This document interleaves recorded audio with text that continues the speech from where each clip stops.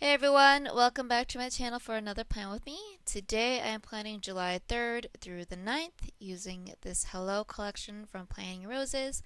I've gotten the regular kit, so it only has these 4 pages, and as always, I'm going to supplement it with my own stickers. So first I'm putting the full boxes in the middle, as always, then I'm going to put the headers, checklist, bottom washi, and then the date covers. So while I am doing all this, I figured I'd actually finally talk about my Animal Crossing town. Well, first I'm going to talk about what happened with my EC vertical neutral, and then I'll talk about my new Animal Crossing town, which I wasn't able to do last time because I was just so dead tired and sick.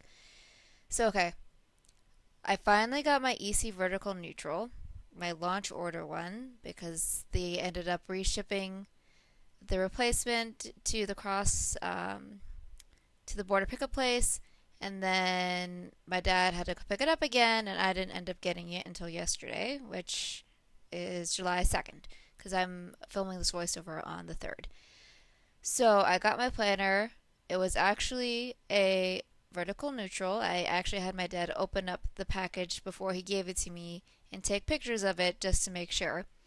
And then today I was flipping through all the pages, which you always need to do when you get a new ERIN CONDREN, by the way. You have to go through every single page to make sure there's no mess ups. Because what happened was in November, it was missing half of the monthly page and then like a week and a half of just the regular planner stuff. So I had to make another customer support ticket saying that the replacement that they sent me was actually faulty because it's missing pages. And this time I actually opted for getting the credit, which is only $15, which is kind of dumb because this planner is like $50 and you're giving me $15 for this issue, like any issue for it. Anyway, so I took the credit because it's a tester planner, so I'm not really going to miss those weeks. But it's just like, ERIN CONDREN.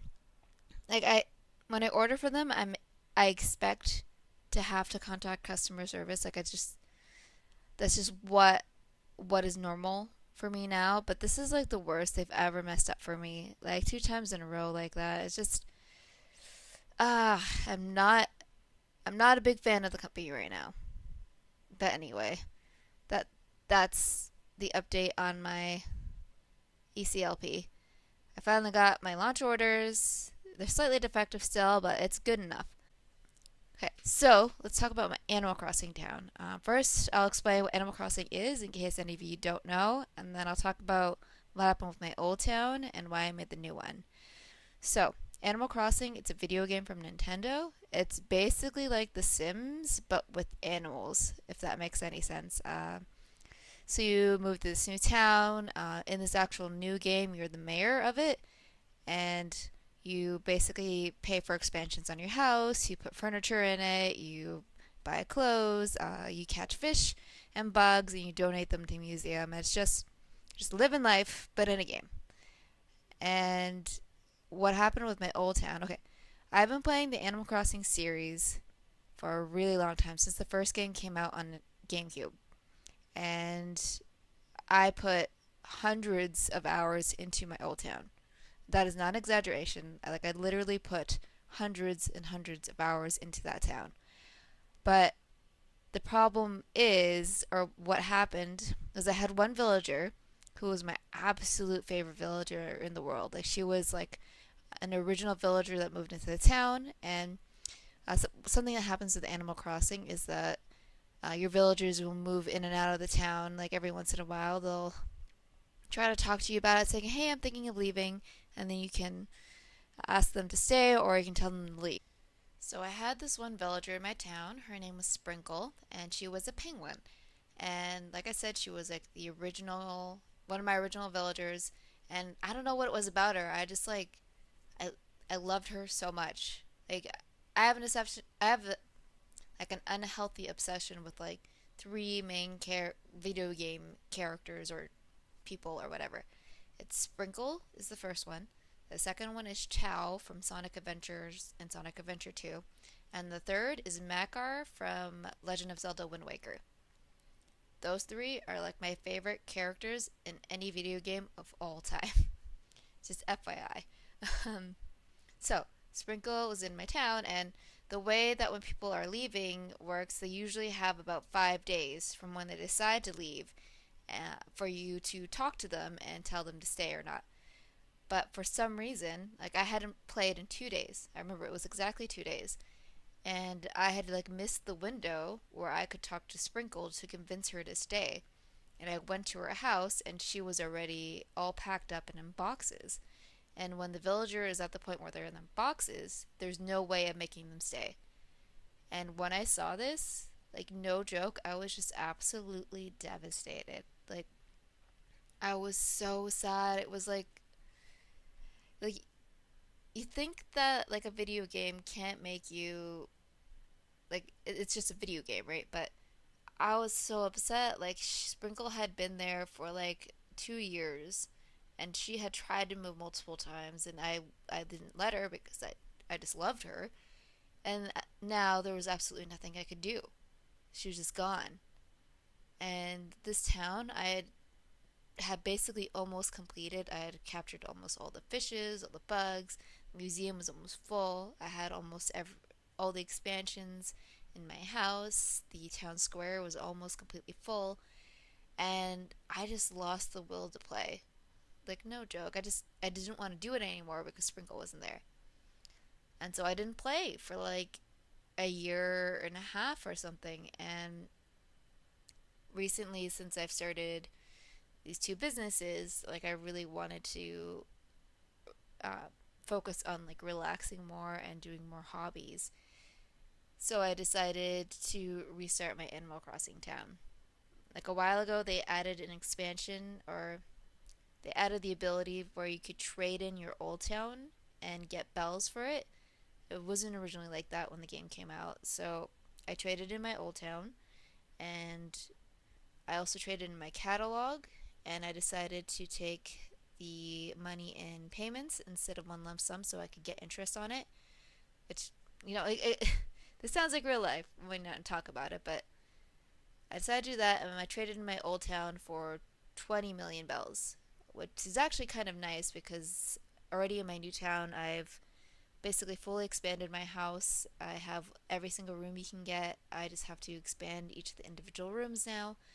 I've already done two public works projects, and I have the TNT Mart, which I'll kind of go through that. So the house expansions, you start with just one small room, but then I think you can get a second floor, you can get a basement, you can add an additional 3 rooms, and then like a secret storage room. So, like I said, I have every single room already, and now I'm kind of switching my focus to more updating the town with the public works projects.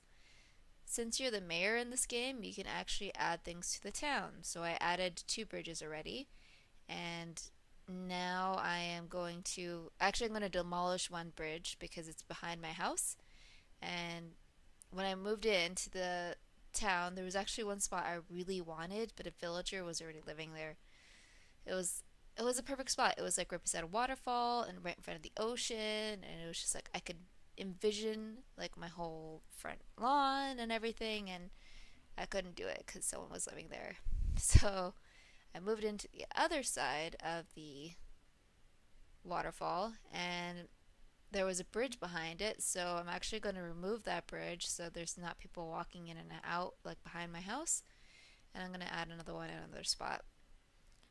But yeah, that's kind of I got the public works projects going, and then I'm also trying to expand my town square, which is where all the shops are. The more money you spend at Timmy and Tommy's, they'll expand slowly. And right now I've got one expansion. I've gotten the Flower Mart, which is another thing you have to get like after. Actually, I don't know how you unlock the Flower Mart. I might just have to spend a certain amount of bells at Timmy and Tommy's. But anyway, I've gotten that, and I've gotten kicks as well as the QR reader from God, I forget her name. Sable? Mabel? I think it's Sable. I've gotten that. So next steps are to find like a path for my town, which the QR codes they just basically let you download patterns, and in Animal Crossing, what a lot of people do is they download patterns that are like paths, and then you can put them on the grass, and you can run on that because in this game, which I don't know what they did in previous games, but if you run on the grass, it actually turns to dirt, and so it doesn't look good when it does that. So people put paths down, and then you just run on the paths, so the actual grass parts stay grass, and then underneath the path is all dirt, but you can't see it. So yeah, the next path is to get the QR codes, lay down my paths, and then start going into like my town theme, which is going to be like a futuristic spacey theme, which is kind of based on the video game that we're making in my other company, 56 Game Studios. Which I don't think I've actually mentioned the name before, but that it's 56 Game Studios, and I'll link down the website below if you guys want to see it.